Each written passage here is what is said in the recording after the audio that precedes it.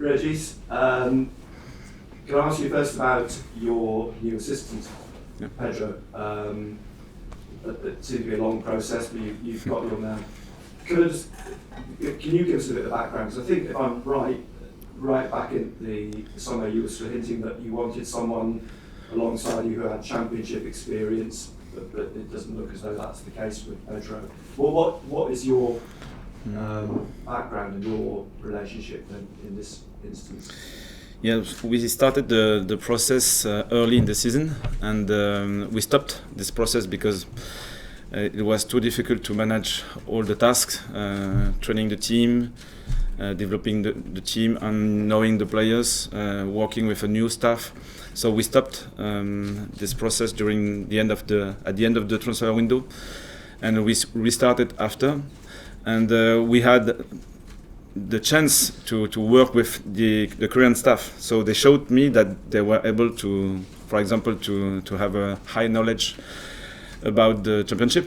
And the profile of the new assistant moved a little bit. So it was possible to have a new view, a new experience, because this part of the knowledge we need to have in the staff was done by this staff, and it was I was happy because, for example, Dodzi has a strong knowledge of all the team of this league. Is able to analyze deeply all the elements we have to do as a team, and to deliver for the group, for the staff, for me as well. So I was very happy for that side. So we decided to open the profile, and Pedro, I think, is that kind of profile we didn't have before, with an experience at the highest level at Porto, for example, or Fenerbahce or Olympiacos.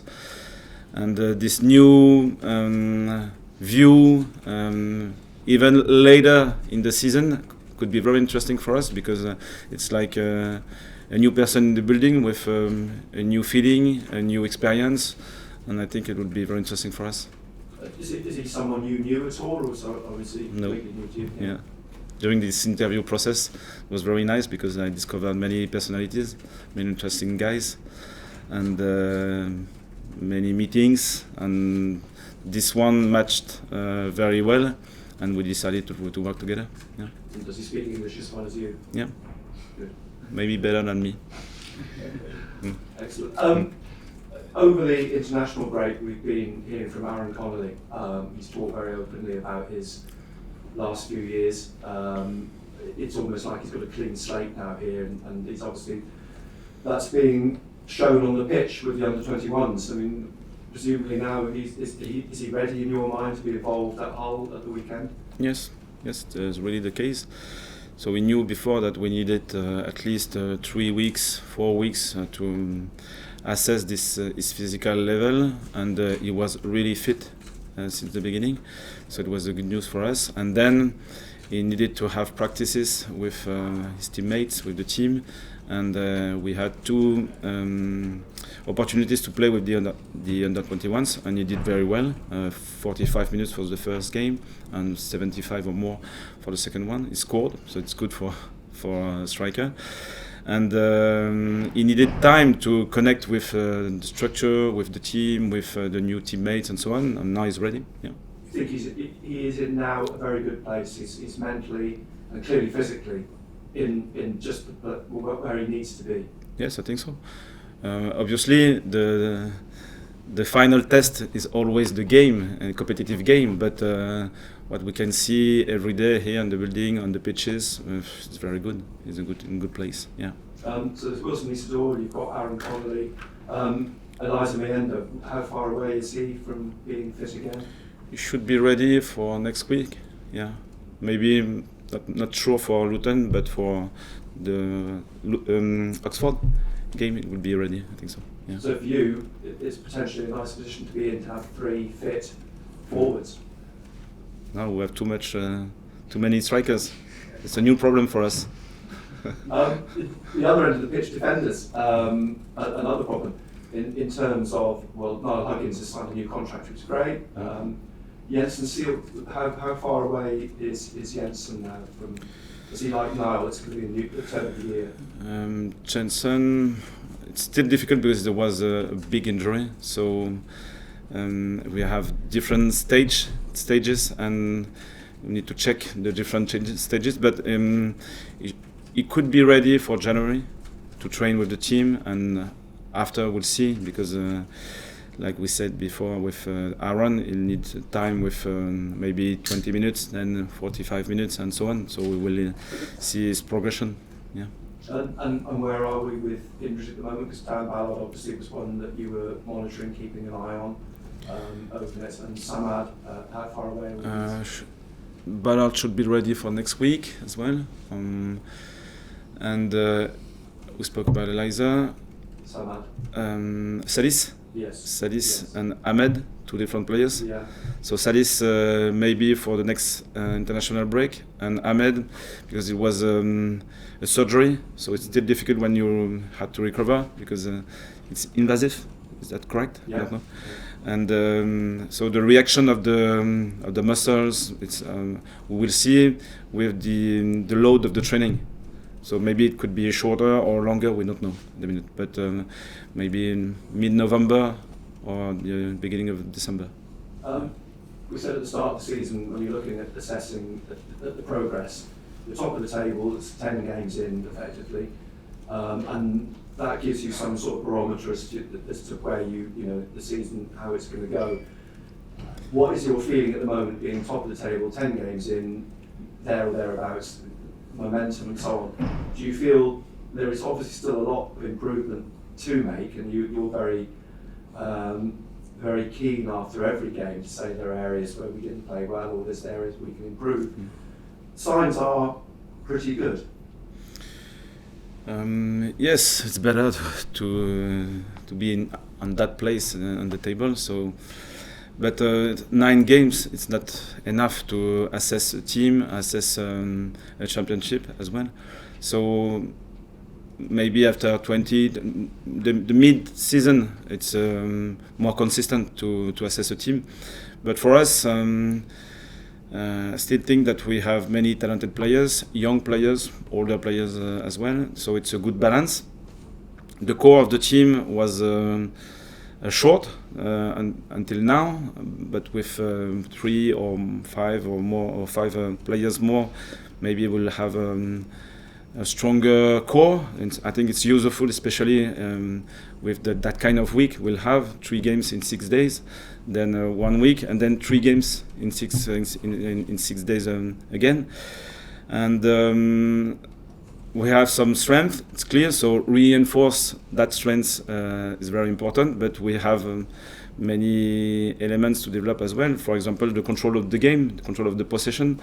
We want to have many fast attacks, so it's an exciting game. We scored a lot, but sometimes the game becomes unstable, and I think we could have a better maturity sometimes. It happened for the first 20 minutes against Leeds, for example, so it was very interesting. Then we lost the possession, and we ran after the ball, and we were passive at that moment, and during the second half it was better, so it's still unstable. And out of position is the same. We have many elements to develop, and I don't want to talk too much about these elements because we did well, and the opponent need to find the places where we had to be better. Yeah. You use that word unstable. You could probably possibly apply that to Hull at the weekend. Their start of the season, not quite sure where they are at the moment. 3 wins, 3 draws, 3 defeats. What do you make of? I mean, they're a team obviously in transition with a new coach as well. Yes, it's a good team, a really good team. Very interesting in possession, very interesting. Difficult to manage their shape, their rotations, the way they can move the ball. And it will be an interesting challenge, especially for us out of possession. How can we press this team? How we can recover the ball? We can use the ball after the recoveries. It will be very interesting. And maybe, as we did against Leeds, how we can control the game sometimes as well, and to find spaces to unbalance their defensive shape. So a new experience, a new team, but a good challenge. Yeah. We talked a little bit there about strikers and having a choice, and we talked a lot about strikers at this club over the last few years.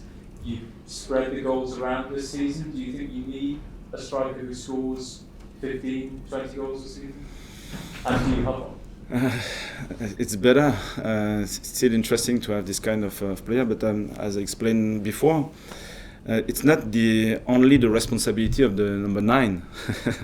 The number 9 can score, and it's very nice when it happens. But it's the responsibility of the whole team. And Rigi scored, Job scored, Brownie scored, Eliza scored, Wilson, Patrick scored. Yes, Romain as well. So if we have many options, I think for the opponent it's so difficult to manage. They can score from the left side, from the right side, with the striker, with the midfielders. So the responsibility is at that level. And then I think we have many talented strikers. I'm sure, 100% confident about that option, and with time they will improve and they will be linked with the team. So at that moment, if you look at the pass maps, for example, the striker is alone. So we play very well on the sides. Central triangle is good as well, but our striker is alone, and we need to create the relationship with him. And it's a question of it's like the last layer of the building of the game. We start with the goalkeeper, then we progress. We can play very well on the sides, and now if we can create that link, we'll have another option. But it's a question of time, confidence, and practicing experiences. Yeah. It's hard to find time to work on things when there are lots of games and not much space between them. Yeah. You've had the international break. Were you able to work on new things or work on things in more detail? The first stage was to integrate Pedro. It was very important to find the new workflow, you can say like this. And so if we have a new person in the staff, so a new possibility to assess the game, to have a different specific task for everyone. And I think if the management is good, it will be better with the players as well. So the first week was to recover after these 3 games, and the second week we worked well on many things, especially our zonal defense and our high press and man for man, and we worked as well to create that link with the striker. I think it's a very important point for us. Yeah. Thank you. Rashid, what would you say is the mood around the place? Obviously, as has been said, top of the table at this stage. Still a lot of football to be played, but what would you say the mood is like among the players and staff? I think we wanted to create a learning environment, and this is the case here. So we are not too happy, not too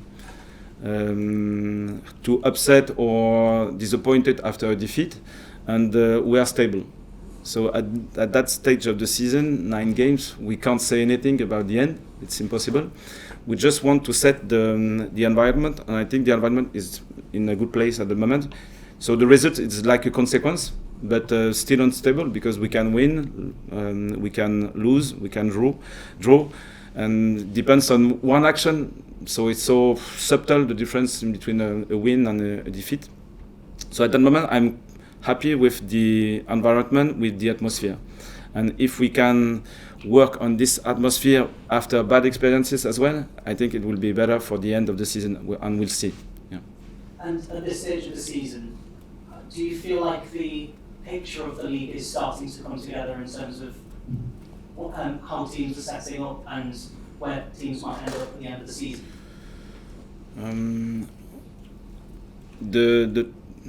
I think we can feel the dynamic of the best teams. I think now it's clear that Burnley is high, Sheffield United is top of the table, Leeds as well. So these teams are now in the first part of the table, and for the rest, I don't know, because everything is possible, really. And playing in the championship, games that come in very quickly, very close together, 3 games in the space of a week. Is that something you're kind of accustomed to from your previous experience as a manager? For me, it's not a problem. I like playing games, really. It's like we spoke with the staff this morning. It's like a conference league. So you play one game, then a game during the Wednesday or Friday, I don't know, Thursday, and then you play again at the end of the week. So it's a good rhythm for a team. And we are still playing the championship, so that rhythm is just common if we want to play at the highest level. And we like to play many games and to have the chance to enjoy the game and to win as well. And when we lose, we have another chance just 3 days later to win again. Last question for me. Obviously, Chris Rigg has been given that award for Young Player of the Month. Just give us a sense of what he's like to work with and what he's shown this season. Many things for a young player, for sure. So the first one is, I think, is able to assume his responsibility, whatever the circumstances. So it's really a good point for a young player. Sometimes you can be comfortable to play with 4,000 people in the stands and 40,000 in the stands, and for him it's not a problem. And his intensity is still high. He wants the ball. He defends with the team, and game after game, he learns very quickly from good and bad experiences. So his ability to take his responsibility on the pitch and learning from experiences, I think, is very interesting. Yeah. Regis, what are you enjoying working about this sport the most? And how does it compare to the other sports you've worked with in your career so far? The connection is because it's still for staff, a coach, you have a style of working, you have a style of playing, and you enjoy some elements in the game from the game model perspective, and you enjoy a relationship about, for me, the learning environment. So I don't know everything, and the players don't know everything, but we can share and learn together. And it's the same idea with the staff.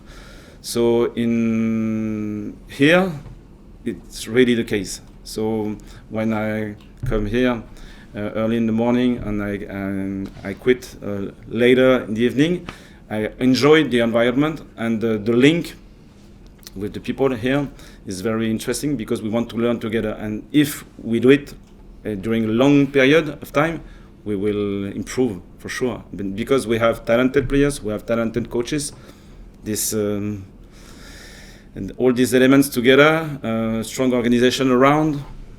At the end, we could expect many good things, but we don't know because we still have an opposition. So we'll see. Yeah. You mentioned after Leeds that you were pleased with the way your team was fighting till the end, and you could always try to win games at the very last minute, always try and win some points. Obviously, in the previous 2 away games, late goals against Plymouth and Watford, they've cost you. Is that a bit of a concern on the road, something that's going against you? Because we want to win. I think it's better to have an idea. We need to assume that idea. Sometimes we win. More often we win with that idea, and we can lose with that idea, especially in man-for-man marking, for example. Because at Watford, for example, it was the case. We tried to win that game, and with our identity, and the opponent find a solution to unbalance us. But if we keep this idea instead of moving, changing all the time, so it wasn't good for that game. Change everything, the shape, the structure, the idea to build up the game, and so on. And then after 3, 4, 5 games, we have no identity. So at that minute, we have this identity. We know that it could be a very strong strength at some moment, even against better team. And it could cost for us many points as well. But if we focus on it and we understand what we need to be improved in that part, I'm sure that this part of our game will be reduced, game after game. So we can assume that sometimes we can lose because it wasn't the best idea maybe for that moment. But if we keep the consistency at the end, I think it's better for us.